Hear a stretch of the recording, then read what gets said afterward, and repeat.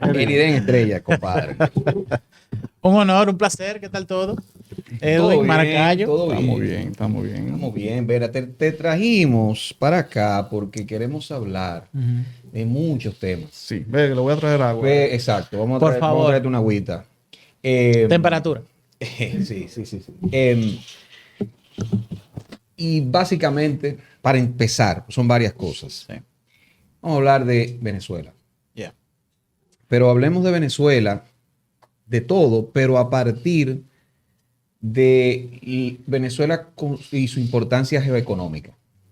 Porque yo creo que no se trata solamente, y la información yo le he visto ya, uno lo ha analizado y uno ha visto a expertos, que va más allá de que petróleo, de que el petróleo y de que, no. Venezuela tiene muchos recursos, pero ¿qué importancia?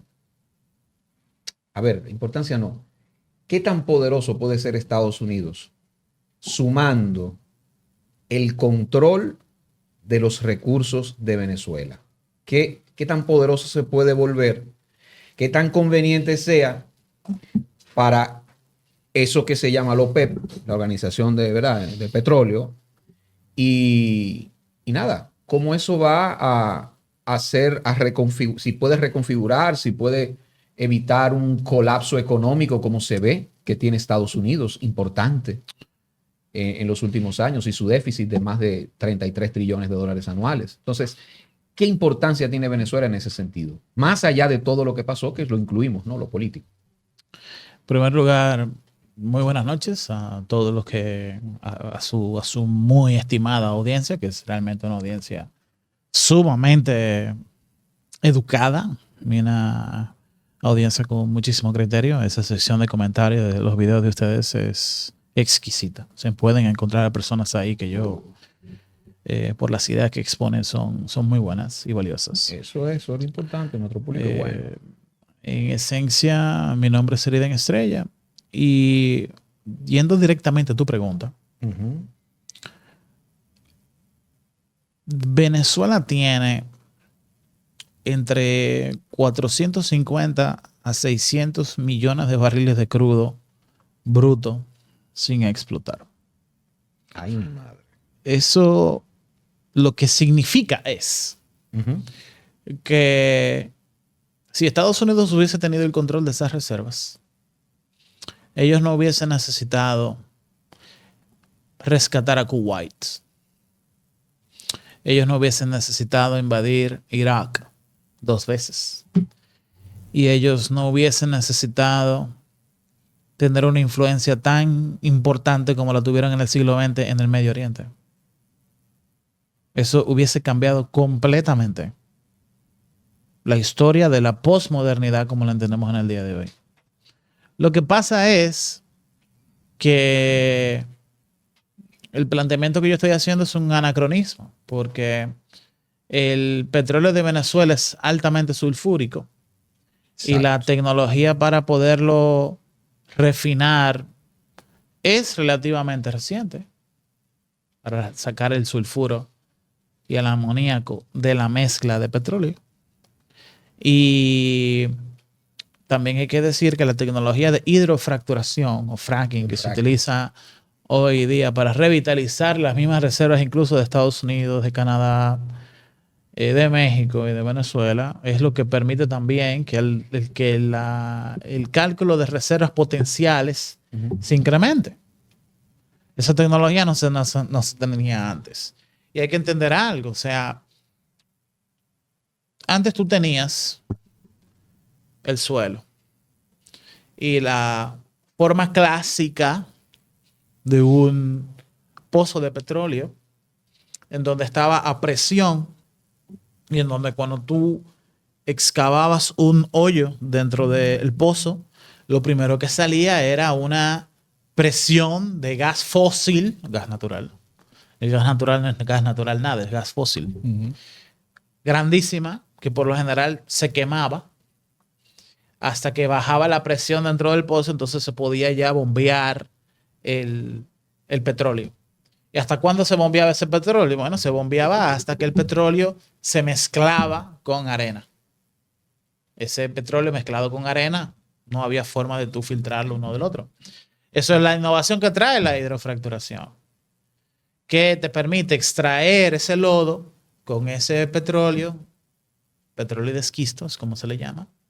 Y entonces, mediante un proceso con una serie de químicos por fases, se va separando el gas natural que está en el petróleo, el gas fósil que está en el petróleo, de la arena del petróleo, del fango del petróleo, y te queda entonces petróleo con sulfuro. Entonces se pasa por una serie de tuberías de nuevo, destilación, y se divide el petróleo del sulfuro. Uh-huh. Y en ese proceso se producen una serie de derivados que tú la puedes vender como relleno, por ejemplo, para construcción, que tú la puedes utilizar para la industria química, y entonces también produces combustibles fósiles para el mercado de energía. Esa tecnología incluso esa tecnología la desarrolló este señor, no la desarrolló, fue un proceso bien lento, pero hubo diversos ingenieros. David Mitchell, de Mitchell Energies, que vendió Mitchell Energies en el 2013, $700 millones. Él fue quien desarrolló esa tecnología en su petrolera. 700 millones no es nada. Tú te sorprenderías de la historia de la tecnología, cómo la gente que desarrolla la tecnología no son quienes más explotación comercial le dan a la tecnología. Sí. Incluso en el 2013, 2014, 2015, él tuvo que vender porque la industria estaba en un momento en el que Arabia Saudí se dio cuenta que Estados Unidos estaba en un proceso de desarrollo de esta nueva tecnología. Y entonces el barril, el costo por barril era muy alto. Eran $46, $47 por barril. Y la corona de Arabia Saudí, que siempre ha tenido un costo de producción de $9.5 por barril, decidieron inundar el mercado. En ese tiempo, Arabia Saudí era la presidente de la OPEC. Decidieron inundar el mercado global de petróleo barato hasta llevar a la quiebra a las pequeñas empresas estadounidenses. Y como en Estados Unidos lo que hay es un libre mercado, se empezaron a comprar y a consolidar pequeñas empresas en más grandes empresas. Y Mitchell Energies fue una de ellas. Okay. ¿Entiendes? Tú me desarrolló la tecnología y tú te sorprendiste con el monto, que es verdad, que es irrisorio, sí, para un mercado del petróleo tan importante. Sí. Entonces lo que dices, Eriden, es que de lo complicado que resulta refinar el crudo que se extrae en Venezuela, sale muy costoso. Pero Donald Trump nos dijo que ahora sí iban a extraer muchísimo petróleo y sí, que sí iban a ser inmensamente ricos. Sí, porque... Hoy tuvieron una reunión, creo que, ¿la viste? Sí, claro. La reunión de Donald Trump con inversionistas petroleros. Con los petroleros. Y que van a invertir con los petroleros. No con inversiones, con las petroleras. Con las petroleras. Y he dicho que se va a invertir más de $100 millones. Que según José me dice que en esa rueda de prensa no salieron las caras de ellos, sino la de Donald Trump nada más. Los tigres en la sombra. Claro. Pero están ahí. Mobile One, BP, Shell, Exxon, los grandes conglomerados de energía estadounidenses más tradicionales. Y lo que pasa es que yo te decía de que era costoso en aquel momento, en el 2013, 14, 15, pero ya se ha hecho mucha tecnología para refinar el costo de producción con hidrofracturación. Sí, porque Donald Trump se ha tomado el tiempo de decirlo cada vez que habla del tema. Tenemos el petróleo de Venezuela, ya tenemos la tecnología. Es buena para nuestra industria. Entonces, ¿cuál es el concepto? El concepto es que todos esos grandes pozos petroleros que se habían dejado de explotar porque ya estaba mezclado el petróleo con arena, con esta nueva tecnología son de nuevo explotables. Eso es en Estados Unidos, en Canadá, etc.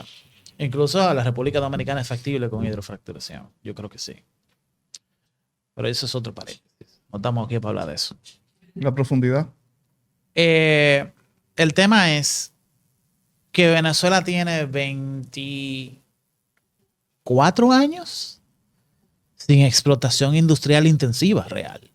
¿Cómo va a ser? Sí, claro, porque acuérdate cuando el innombrable Chávez hizo la expropiación de Shell, en donde despidió a 7,000 ingenieros, y esos 7,000 ingenieros fueron los primeros que se fueron.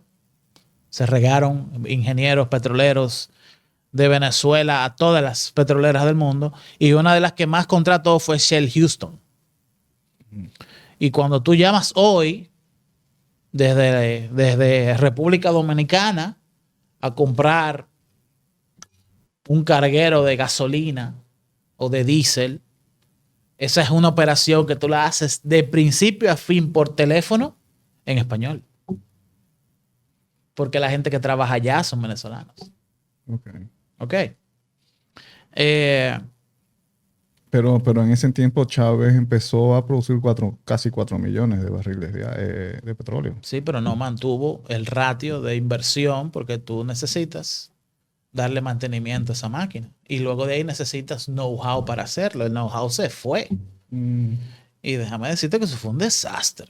Lo que pasó después del 2004. Las operaciones más o menos se mantuvieron en 2004, 2005, 2006, 2007, 2008. Sí, había Empezó a dispararse 2008, 2009, pero ya se sentía un letargo en la inversión en el 2010.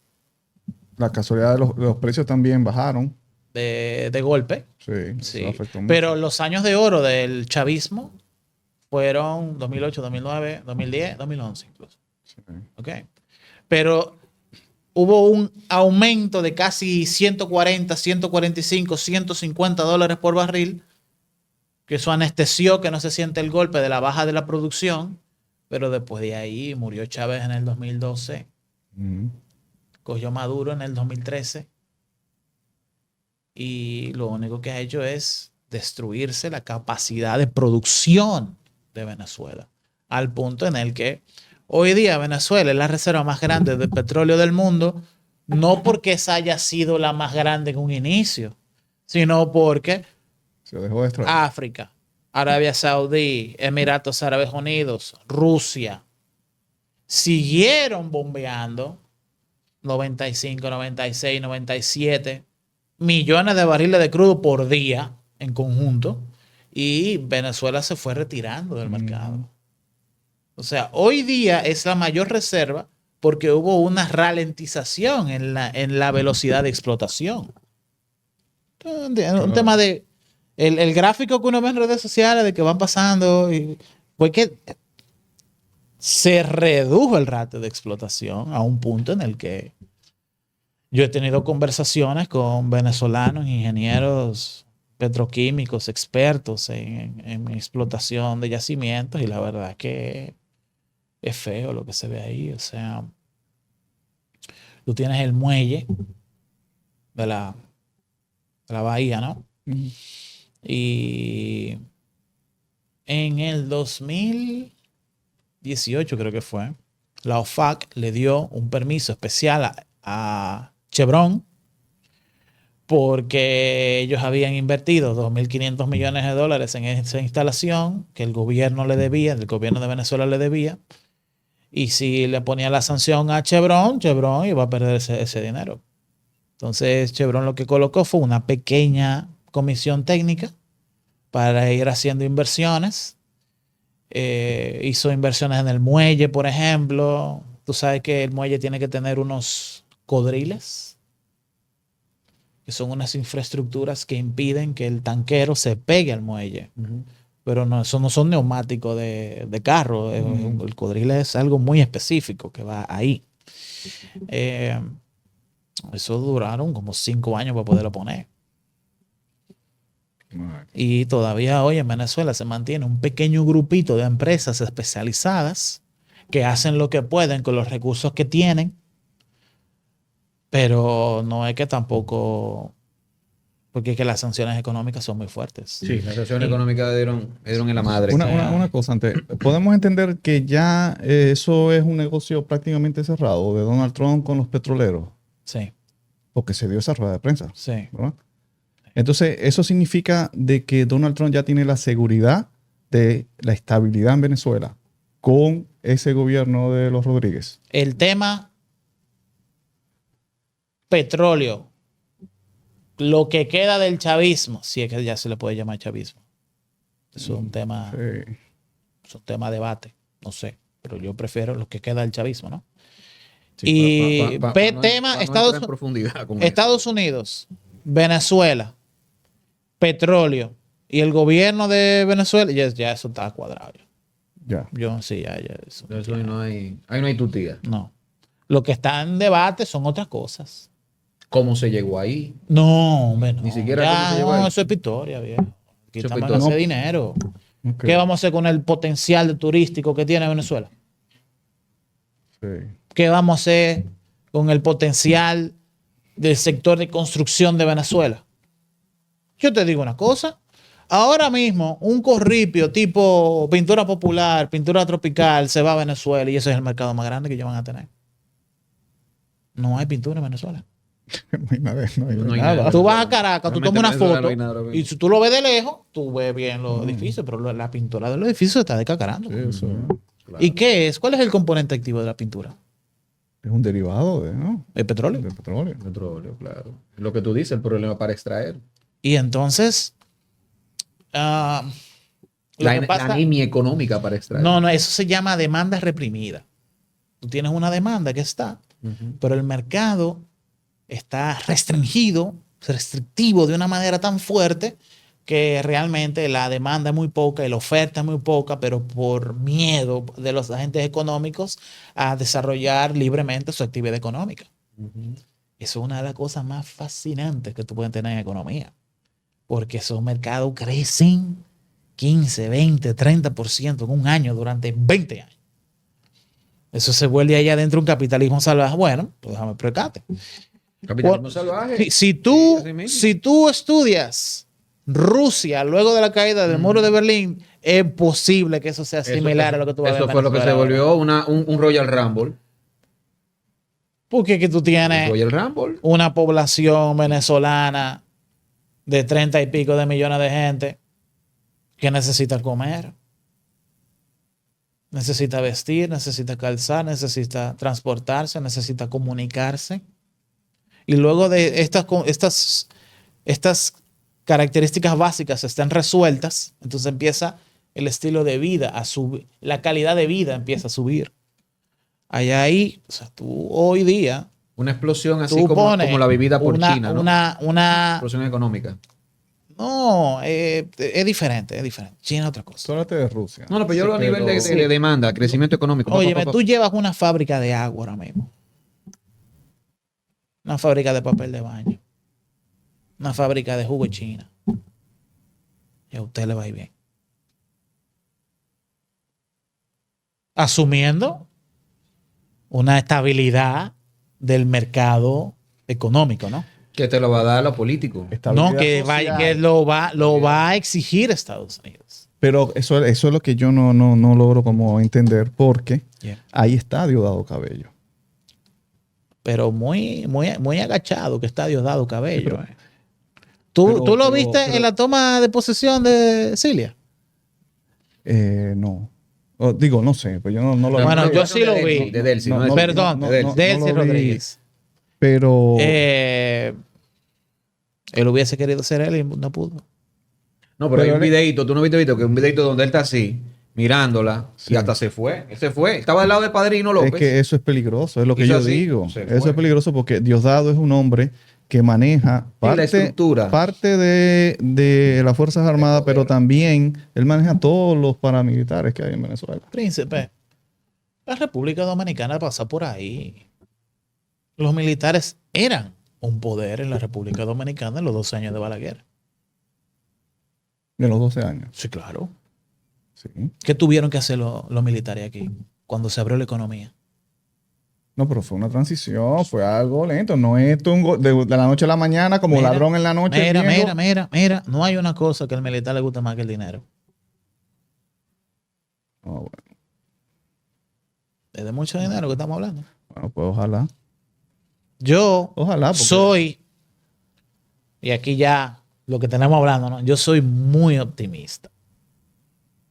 Yo creo que luego de sentarme a pensarlo, o sea, tú sabes, eso sí, ya sentarme ahí a pensar, que vamos a ver, déjame yo pensar, ok, estamos en un proceso de estabilización de los factores económicos, una ganancia de confianza de todas las entidades económicas, una reducción de la violencia. Primero, para condiciones preferenciales para el capital estadounidense, pero eventualmente va a haber condiciones favorables para el capital autónomo, ¿no? Uh-huh. Autóctono de Venezuela. Bueno, pues de lo que estamos hablando es de que los peores años de la economía venezolana están atrás. Hay una cosa, Eric. A través de estos 25 años que tiene el chavismo, ha creado una dependencia. Primero, no desarrolló la industria. No. Aunque la industria. No. La industria desarrollada en Venezuela era de capital extranjero en su totalidad. Sí, claro. Pero el chavismo el chavismo espantó esa inversión extranjera, pero tampoco desarrolló una industria propia. Siguió. Y los procesos de mayor nivel de inversión fueron de adquisición de tecnología extranjera. Exacto. Entonces, militarismo. Claro. Entonces ellos tienen una gran población dependiente de subsidios. Que eso ahora en esta realidad, eso se va a cortar. Y eso puede traer inestabilidad, que es lo menos que quiere. Bueno, Marco Rubio, antes de ayer, dio una conferencia de prensa donde él habló del plan del Departamento de Estado estadounidense con Venezuela, en donde una de las principales fases de las 3 era la estabilización.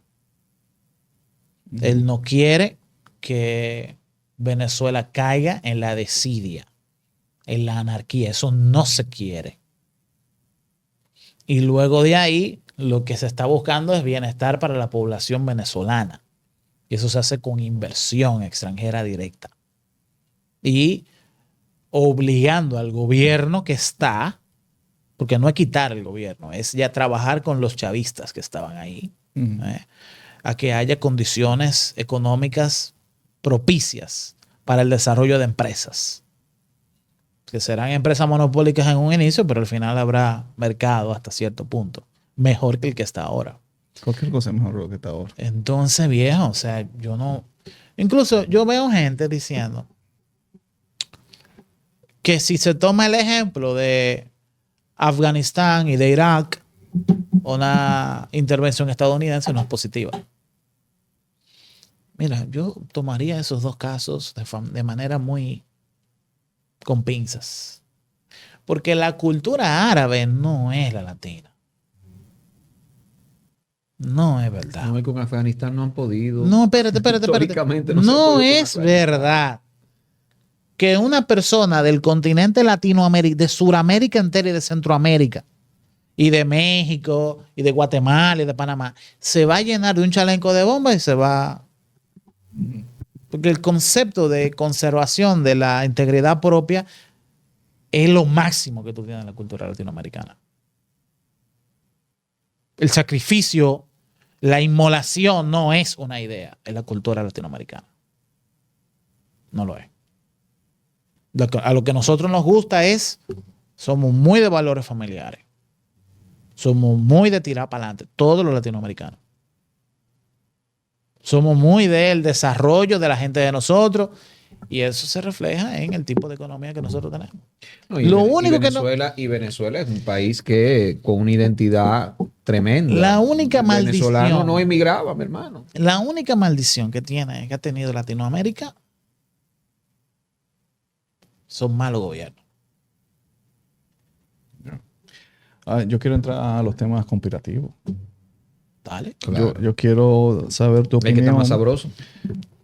Hay dos versiones. La versión oficial de cómo se dieron las cosas, que la dijo Donald Trump en la rueda de prensa. Sí. Una misión perfecta, sin ayuda, nosotros lo hicimos solo. Y la otra versión, que es la que más fuerza tiene en la opinión pública, es la traición. La traición de los Rodríguez. Dame tu opinión, por favor. A ver, el general encargado de la misión, que por cierto, la operación Absolute Resolve fue... sí, así que se llama. Resolución absoluta. Sí. Sí, resolución absoluta. No. Absolute Resolve es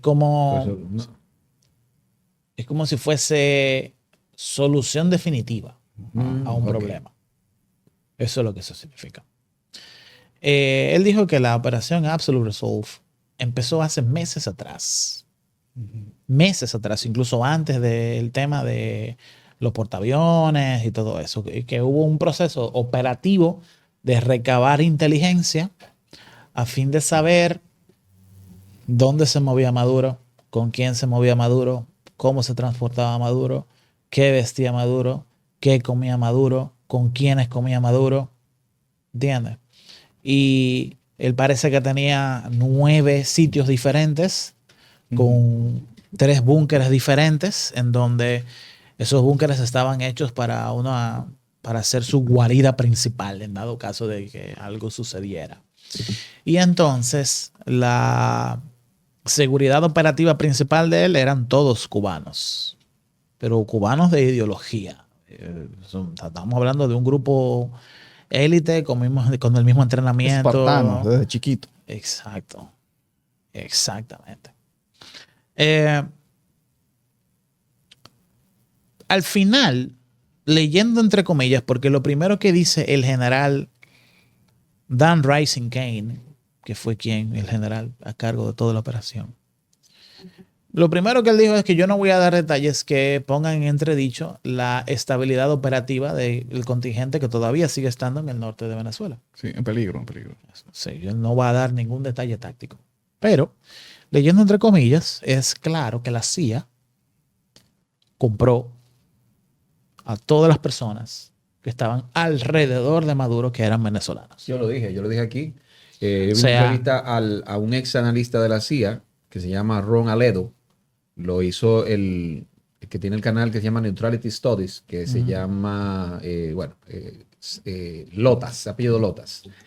Él dijo que esa fue una operación clásica de la CIA y de que se gastaron millones y millones de dólares comprando. Sí. Por ejemplo, a nosotros es fácil espiarnos. Tú solamente tienes que pinchando al teléfono. Claro. Y si tú sabes que yo estoy hablando por WhatsApp ahí, qué aplicaciones yo tengo ahí, con quién yo hablo ahí, bueno, pues ok, cool. Ya. Tú no tienes que comprar a mi trabajadora o a mi asistente o a mi secretaria para eso. Bueno, aparentemente la logística de comunicación de Maduro era muy análoga, era muy similar a operaciones de contrainsurgencia y contrainteligencia, donde todas las informaciones son en físico, donde no hay celulares envueltos, donde no hay comunicaciones, donde él mismo no tenía un celular, ni su asistente tenía celular tampoco. Entonces, como no tienes forma de recabar información de forma primaria basada en celular o en tecnología digital, tienes que tomar el libro de la inteligencia clásica, el espionaje, comprando espías, desarrollando relaciones.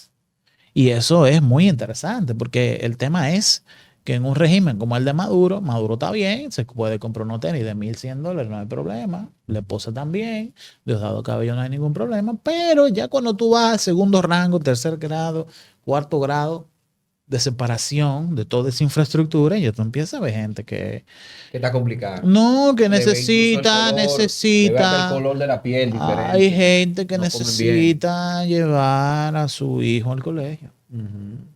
Hay gente que necesita que su hija entre en una universidad. Hay gente que necesita traerle insulina a su mamá.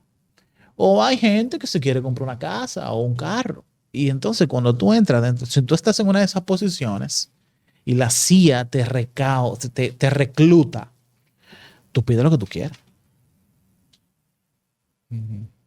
Tú pides lo que tú quieras. Yo quiero que tú me des y mira, Eden, yo trabajo para la CIA y yo quiero que tú me pases información del diario vivir de la persona de interés. Y yo quiero que tú me digas qué tú quieres. Yo te lo voy a conseguir, no importa qué. ¿Tú quieres una ciudadanía estadounidense? No hay problema. ¿Tú quieres hacer un doctorado en Harvard? No hay problema. ¿Tú quieres $1,000,000 en una cuenta en Suiza? No hay problema. Bueno, pues básicamente eso tú coincides con la versión oficial de los Estados Unidos. Es que ellos no entran en esos detalles, pero así es que opera. Sí. Esa es la doctrina clásica de la inteligencia interpersonal. Pero tú crees que fue así. Los Rodríguez no participaron en eso. Yo creo que sí, claro que, que sí. participaron. Sí, claro que sí. Pero es que la realidad no es un tema de...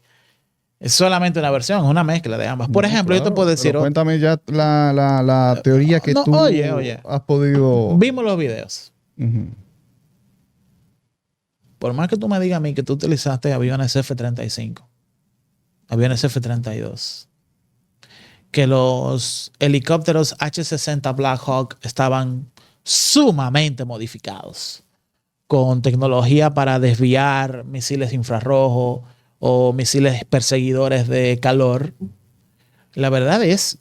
El asalto se hizo con mucha impunidad. No. Es que un sistema de defensa S-300 de hace 15 años atrás, lo que va a hacer realmente es que va a detectar un falso positivo. O sea, el avión le va a pasar. No lo va a poder detectar todo el tiempo, pero lo va a poder detectar en una pequeña ventana de tiempo. Va a soltar un misil y el misil no va a poder perseguir el avión. Pero van a haber misiles que se van a despegar. Va una respuesta. No hubo uno solo. Claro. Invadieron el espacio aéreo de Caracas y apenas se vio artillería antiaérea. Artillería como de la Segunda Guerra Mundial. Eso se vio. Eso fue personas operándolo. Sí. Punto. Eso implica un sabotaje electrónico o implica que hubo alguien que tuvo que hacer una operativa de ese sistema de detección y no lo operó. ¿Entiendes? Mira, antes que nada, vamos a saludar un poquito a la gente. Sí. Discúlpame, Eriden, tú sabes. Por ejemplo, que le damos saludo a Carmelo, que está ahí encendido. Entonces, María Cruz está incomodísima con el tema de las remesas. Tenemos que hablar de las remesas, ¿eh? Sí. Ese tema es importante. Dice Investor Future, el Caribe volverá a dominar USA, China para fuera del Caribe. China, o sea, dice que el Caribe lo volverá a dominar Estados Unidos, China para fuera del Caribe, o sea, que China se fue. China se fue de parte de la Tierra Rara en el gobierno de Danilo, dice él. Amelia AA, elogiamos también al invitado, muy instructiva su participación. O sea, un elogio ahí para Eriden Estrella. Muchas gracias. Y nada, Aura Castillo dice que tenemos oro y tierras raras en República Dominicana. Otro dice aquí que en un resort se vende más droga que en un barrio. Que en un resort se vende más droga que en un barrio. Bueno, ahí tenemos muchísima gente que está ahí hablando. Déjame saludar a la gente tuya. Sí, Carmen Rivera dice por aquí, por eso es que en un distrito de Ocoa el síndico está pagando una guagua a nombre de él y la paga con el dinero del ayuntamiento. Eso está hablando sobre una ley que modificó el Senado sobre el manejo de los presupuestos de los ayuntamientos para retiraba sanciones del manejo una cosa insólita. Sí. Por acá también nos saluda Luchi desde Tamboril, Santiago. Deida Reyes nos da ahí $9, papá. $10, $9,99. Muchas gracias. Muchísimas gracias. Un gran abrazo. Muchas gracias por tu apoyo. Entonces, Orlando Taveras dice que Maduro, lo tengo por aquí, es un ratico que yo había visto eso. A ver qué tú opinas de eso, Eriden. Sí, aprovechen a Eriden. Aprovechen a Eriden, señores, que es un sabio. Dice Orlando Taveras que Maduro y Cilia Flores pueden salir hasta este mismo año de prisión. Por eso es que nosotros, de las cosas que uno piensa, Eriden, de la teoría de la conspiración, porque eso no es lo que le queda a uno. Yo tengo la mía muy clara. A imaginarse, a armar escenarios, es lo que queda. Está de que Maduro estaba conteste de esto. Sí. Porque la acusación ya le va favorable. Sí. Ya no hay cartel de los soles. Sí. La acusación no dice que hay cartel de los soles. Ya no dice que conspiró para tráfico, de qué sé yo, qué, ok. Pero ya va por ahí. Y he visto también algunos analistas legales en diferentes cadenas diciendo, bueno, miren, aquí se cae por tal y tal cosa. Sí. Aquí se cae por tal y tal vaina. Aquí se cae por esto, por aquello. Entonces, Pero Maduro puede salir de ahí inclusive investido como, no un mártir, porque está vivo, una sino como un pregunta. héroe. Yo creo que a veces nosotros las personas nos vamos por una tangente. Uh-huh. En teoría de juegos, ¿qué es lo que esto es? La teoría de juegos es un marco es una forma de ver la teoría económica en donde hay agentes que tienen intereses y esos intereses a veces coluden, a veces se alinean, a veces son opuestos, a veces uno puede cooperando lograr algunos intereses que uno tiene y otros no. Pero el fundamento de la teoría de juegos es que no hay un solo agente que logre la totalidad de todos sus objetivos. Tú siempre tienes que llegar a un compromiso. A fin de tú lograr tus intereses más importantes, tú tienes que dejar de lado tus intereses, tus objetivos menos relevantes para ti. A fin de cooperar y llevar a cabo los objetivos que más son importantes para ti, los más relevantes. Por ejemplo, a Saddam Hussein se le hizo una captura, se le hizo una invasión, se le hizo una búsqueda, se le hizo una captura y se enjuició con una corte en el mismo Irak y se le sentenció a muerte y se ahorcó. Ok, esa es la historia de Saddam Hussein. Esa no es la historia de Maduro. No. Una pregunta. ¿Por qué se lleva Maduro a Nueva York y no se llevó a Guantánamo? Uh-huh. O a la Florida, ¿no? No, porque si lo llevas a Estados Unidos, va a caer en el sistema de justicia estadounidense que tiene todas las seguridades de una democracia. Uh-huh. ¿Por qué tú no agarras y te lo llevaste a uno de esos cientos de black sites? Y nadie tenía que saber que Estados Unidos secuestró a Maduro. Nadie pensaba eso. Eso pudo haber sido un ataque puro y simple. Y que dentro del ataque se lleva a Maduro a un sitio y se da por muerto. ¿Por qué hay que llevarlo a Estados Unidos? Es muy posible que haya habido una negociación. Yo salgo de aquí, por lo menos me quedo vivo. Estados Unidos, de los 10,000 millones de dólares que tengo en Suiza, me deja una parte y con eso yo vivo bien. Puedo incluso cumplir prisión. Maduro no es un hombre viejo. Él puede cumplir 5 o 10 años de Yo cárcel. le garantizo que los Rodríguez van a mantener la estabilidad. Exactamente. Me salgo de ahí. Y entonces Trump, en su esquema geopolítico, tiene acceso a unos 450, 600 millones de barriles de crudo que Estados Unidos los necesita. Tierras raras. Muchísimos recursos naturales, no solamente tierras raras. Plata, Oro, plata, gas. platino. Agua. Agua dulce, selva que no tiene. Sí. Otro lugar que explotar como mercado. Yo no tengo que llevar a una persona que ni siquiera es un enemigo personal, yo no tengo que llevarlo a la tumba.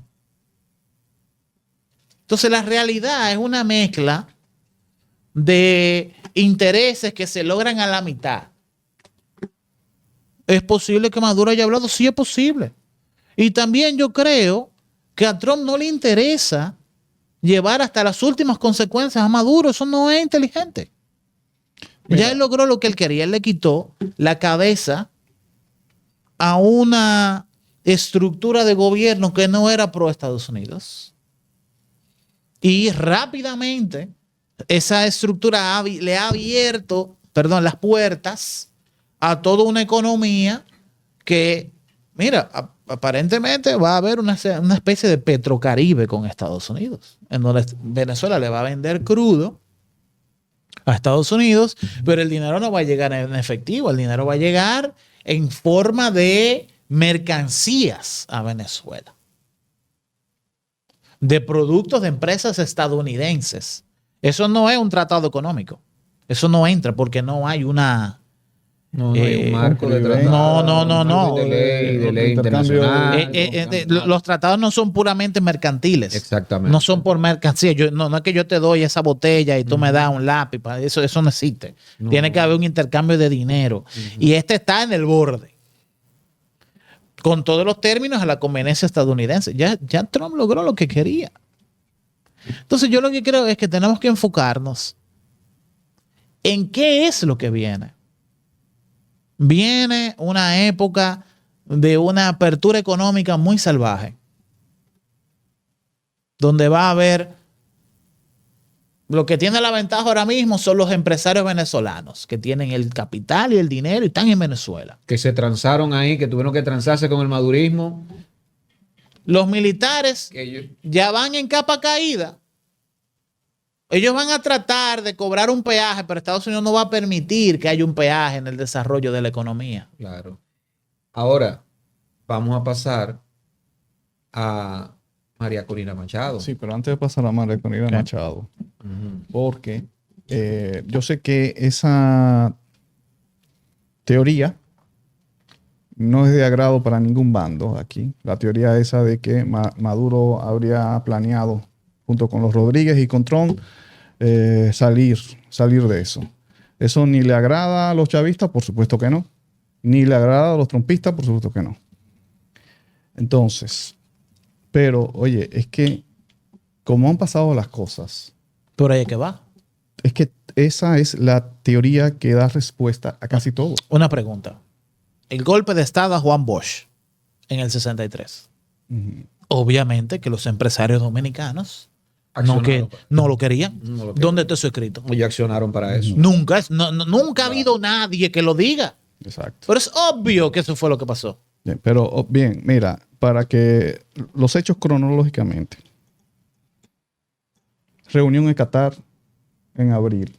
Tú dices que el encargado de la operación dijo, esto se gestó meses antes, incluso meses antes del asunto del Caribe. General Dan Reisenkane. Reunión en Qatar, abril 2025, los hermanos Rodríguez van a mediar. Van a Qatar y la familia real, un miembro de la familia real, funge como mediador entre ellos y Estados Unidos. Sí, pero lo más importante... Tú leíste eso, ¿no? Sí, claro. Lo más importante fue la reunión de Trump y Putin en Alaska. ¿En qué fecha? Eso fue junio, julio, por ahí. Después de, o sea, esto es lo primero. Rusia tenía unos destructores ahí en el norte de Cuba. Y Rusia, en este momento, ha estado dándole suministros para restablecer el sistema de distribución eléctrica de Cuba. Pero con esos destructores de Rusia ahí, Estados Unidos no podía hacer la operación Absolute Resolve en Venezuela. Porque no te dejan pasar los cargueros por ahí. Imagínate. O se hubiesen dado cuenta y le hubiesen pasado esa información a Venezuela. Claro. Entonces lo primero que había que hacer era hablar con Putin para que deje de apoyar a Maduro, que lo hizo, para que retirara del norte de Cuba sus destructores. Que dentro de esta teoría sería dejar de apoyar a Cuba, más que a Maduro. Es un intercambio, no es dejar de apoyar. Dame Ucrania y tú tomas Venezuela. Okay. Y está Oreshnik.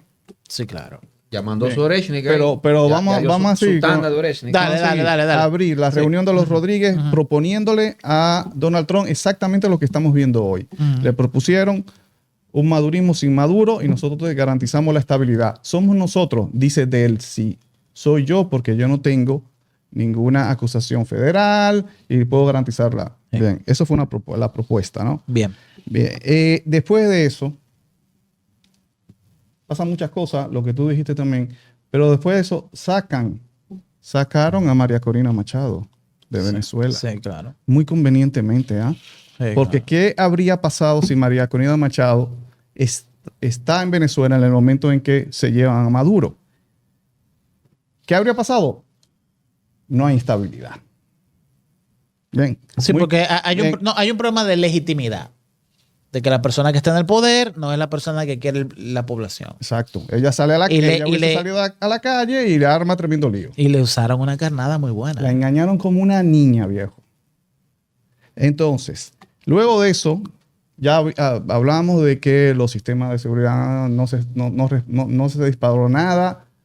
Bien. Inmediatamente, la rueda de Donald Trump, horas después de bombardear Caracas, creo que en tiempos modernos la primera vez es que yo que estudié en Venezuela, Caracas nunca se había bombardeado. No. La presidenta Delcy Rodríguez, que le bombardean a Caracas. Uh-huh. Y Donald Trump dice, horas después, nosotros estamos hablando con Delcy, ella está colaborando y todo. Horas después que te bombardean tu ciudad. Y uno en ese momento pudo haber pensado, se me tira de Trump. Pero no, resultó que era verdad. Hey, Trump no habla mentira. Sí, eso lo hemos dicho. Es más, Trump no habla mentira. Le dije a Edwin que seguramente Marco Rubio allá atrás dijo, eso no estaba en el guión. Olvídate de eso. Trump. De seguro que Marco Rubio hizo así. Que Marco Rubio es neocon. Incluso, para mí es más claro que ellos le limitan la información a Trump porque es fácil que Trump la dispara cuando no tiene que hacerlo. Claro, exacto. Y ponen en entredicho una operación o muchos meses de esfuerzo. Pasa eso. Luego vemos a Maduro. No es la cara del trofeo que Estados Unidos quisiera presentar al mundo, ¿no? No es la cara. Vemos a Maduro un hombre como que está... Happy New Year. Como que está... Tranquilo, salir, ¿no? Sí. Eso está muy raro. Pero luego hay unas fechas que coinciden de una forma, de una casualidad extraña, muy sospechosa, que es 5 de enero. Día en que la Asamblea Nacional comienza a moverse. Toma en posesión los legisladores que repitieron y que ganaron, porque habían después de las pasadas elecciones. Era el 5 de enero que iban a tomar posesión. Y casualmente es ese día que Delcy pues se ve obligada, ¿no? Le ordenaron. Ya. La Suprema Corte de Justicia le ordenó asumir la presidencia. Ahí. Su hermano, ¿verdad? También se juramenta repite como presidente de la Asamblea Nacional. Sí, correcto. Y lo primero que hace Delcy es, escucha esto, es publicar un decreto un decreto de estado de conmoción. Uh-huh. Algo que ni en los peores momentos del madurismo, el chavismo, ni cuando le dieron el golpe de estado a Chávez. Y mira que ellos han puesto decretos duros, sí, pero ese nunca. Sí, pero explícale lo que es. Bien, ese decreto es un estado especial que le da todo el poder dentro de la Constitución venezolana que concentra los poderes, desactiva el poder judicial. Exacto. Y el legislativo y lo concentra en el ejecutivo. Claro. O sea, crea un dictador para que todas las decisiones puedan ser tomadas por Delcy. Claro. Entonces, cualquier persona, los derechos a reuniones quedan limitados. Exactamente. Cualquier persona sería arrestada. Exacto. Si se manifiesta a favor de la acción militar en contra de su país. Pero todo esto lo que busca es mantener la estabilidad. O sea, no salgan a la calle. Exactamente. Cuidado. Correcto. Pero ese decreto lo publica ella, pero no lo firma ella. No lo firma ella. ¿Sabes quién lo firmó? Nicolás Maduro. Lo firmó. ¿Sabes qué día? Oye, ¿qué día? El 3 de enero. Horas antes de que fue secuestrado. Ese decreto está ahí, firmado por él. Y ella lo publica. Y ella lo dijo. Bien. No, es que es público. Es público. Ya lo dijo. Público. Supuestamente por las amenazas. Sí, pero... Maduro había dejado eso listo. Y está bien, y uno puede entender, tú estás rodeado y tú haces un decreto ahí, lo vas a firmar, pero coño, el mismo día que te secuestran. Sí, pero, espérate. Yo te entiendo, Margallo. Pero el ejército venezolano sabía que venía un ataque ese día. Ellos sabían ya. Ese día. Sí, ellos ¿Y sabían Maduro? eso. Incluso a Maduro lo agarran camino, no a uno de los 9 sitios donde él dormía, sino al principal de los 3 búnkeres. Incluso donde se da la muerte de todos los de su guardia cercana, fue porque ya ellos estaban preparados en sus posiciones. Le dio tiempo al ejército de Venezuela a mandar aún más refuerzos. Cuando llegan los 3 helicópteros del Delta Force, recibieron mucha resistencia ahí. Dañaron uno de los helicópteros y a Maduro lo agarraron casi entrando al búnker. Palabras de Donald Trump. Bueno, tú sabes, ¿no? O sea, sí, yo sé, él siempre le agrega algo, sí. Pero los muertos están ahí. Ahí es donde voy. Ahí es donde voy. Hubo una batalla. No, es que ahí es donde voy. Los muertos están allí. La mayoría son cubanos. Sí. Cubanos que tenían, en mi opinión, secuestrado a Nicolás Maduro. No lo ve así. Eso siempre sucede. Por ejemplo, te doy un caso. Y si lo tenían, pero ves que... Déjame darte un caso. Si lo tenían secuestrado, ajá, sus muertes, pues eran parte del plan. No, sí, claro. Porque aquí para mí los traicionados son Cuba y Diosdado Cabello. Porque ni siquiera ni siquiera Padrino López, que era un hombre de Maduro. Porque Diosdado Cabello gestionó mucho para poner a un hombre de él. Y Maduro lo tenía ahí desde el 14. Tú sabes que toda la gente que estaba alrededor de la seguridad de Saddam Hussein eran cristianos. Militares de Europa del Este. Todos. ¿Tú sabes por qué él quería cristianos cerca de él? O sea, Irak es un país musulmán. Porque los cristianos no tienen el concepto de la inmolación para llegar a Alá. No lo tienen. La conservación propia es un elemento principal del cristiano. Sí. Al punto tal que está prohibido hacerlo, en el que el suicidio es el peor pecado que una persona puede hacer. Toda persona que se suicida no va al cielo. Él se rodeó de cristianos, de militares cristianos. Incluso trajo a todas sus familias. Y fueron los últimos que estuvieron alrededor de él, que fueron quienes lo llevaron al búnker donde Saddam Hussein se quedó. Eso es algo que incluso estas personas que estaban defendiendo a Muammar Gaddafi en Libia, ¿te acuerdas? Cuando lo mataron.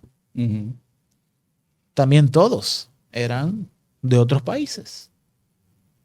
Cuando tú estás cuando tú eres un dictador y tú estás en una situación de poca confianza de tu guardia personal, es muy clásico que tú busques a personas que sean de tu entera confianza. Sí, pero hay algo diferenciador en los ejemplos que estás dando.